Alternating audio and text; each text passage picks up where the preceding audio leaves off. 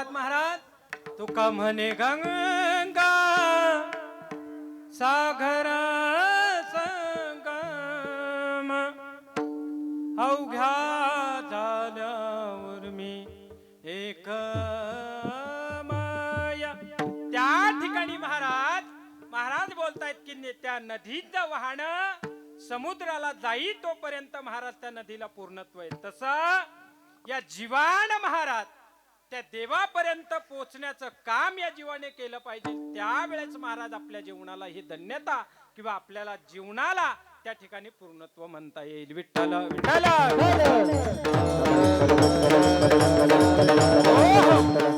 या काल्यामध्ये नेमकं काय भेटतं महाराज त्या ठिकाणी मी मुद्दा हा सांगत होतो की काला हा शब्द कसा तयार होतो की का अधिक ला बरोबर काला. मग या काल्याच्या कीर्तन करत असताना महाराज या काल्यामध्ये नेमकं भेटतं तरी काय पहा.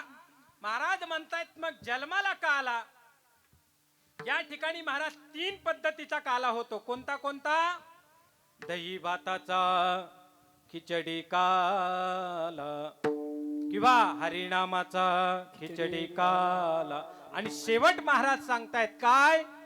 तुका म्हणे काला तुका म्हणे काला तुका म्हणे काला तुका म्हणे काला तुका म्हणे काला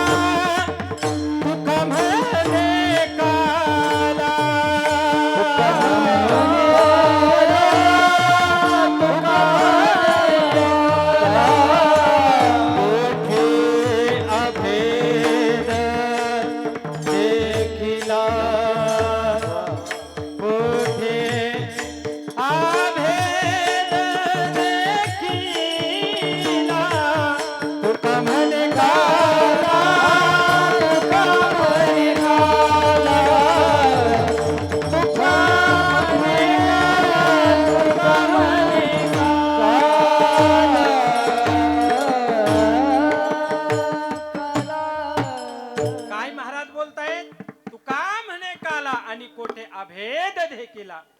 मग कोणता भेद खऱ्या अर्थानं तुमच्या आणि माझ्या मधला जावा. ऐका माई बाप.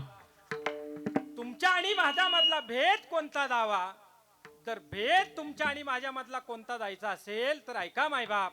त्या मंदिरातला देव आहे आणि मी जीव आहे. हा भेद ज्या दिवशी खऱ्या अर्थानं तुमच्या आणि माझ्या मधला जाईल ना त्या दिवशी खऱ्या अर्थानं काय म्हणता येईल. काला तुका म्हणे काला कोठे अभेद देखीला. मग या काल्यामध्ये खऱ्या अर्थानं नेमकं महाराज तुम्ही काला काला काला काला काला म्हणताय पण नेमकं या काल्यामध्ये भेटतं काय. ऐका. या काल्यामध्ये खऱ्या अर्थानं या समोरच्या मडक्यामध्ये जे असणारी लाई आहे दही आहे ही गोष्ट महाराज या लाही सुद्धा आणि दही सुद्धा सामान्य गोष्ट नाही ना महाराज. या मटक्यामधली दही सुद्धा सामान्य नाही आणि लाही सुद्धा सामान्य नाही. मग ऐका. या मटक्यामधली दही कोणती आणि लाही कोणती. ऐका. लक्ष देऊन ऐका. विठ्ठल विठ्ठल विठ्ठल विठ्ठल.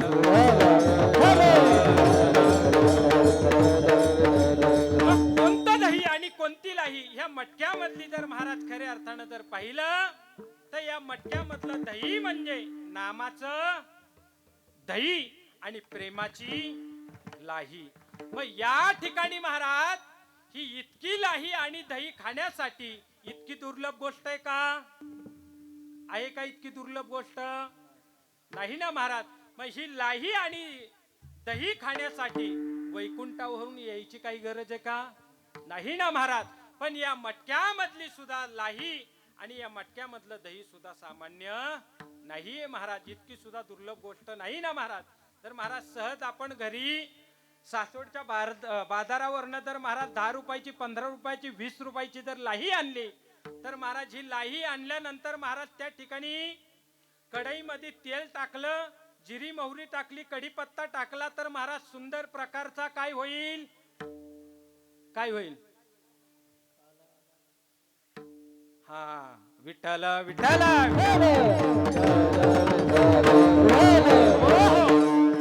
त्या ठिकाणी महाराज चिवडा तयार होईल ना.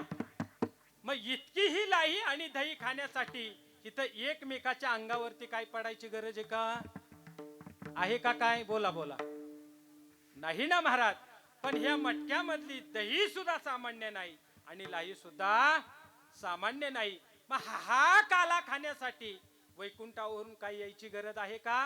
पण महाराज त्या देवादिकांना सुद्धा न मिळणारा काला आज खऱ्या अर्थानं आपल्या गावामध्ये होतोय. तसं पाहिला गेलं तर हा काला कशा कशाचा होतो? कशा कशाचा काला होतो ऐका बरं. लक्ष दे. हा बाबांनी आ केल्यामुळं उरकणार आहे मी 12 पर्यंत. विठ्ठल विठ्ठल विठ्ठल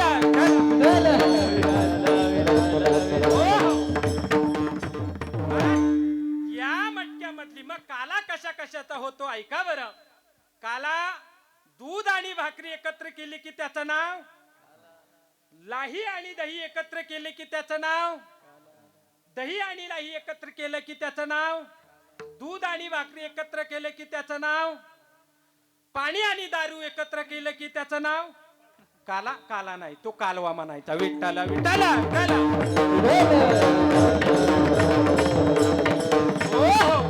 मग हा काला खाण्यासाठी महाराज वैकुंठाहून काय येण्याची गरज आहे का?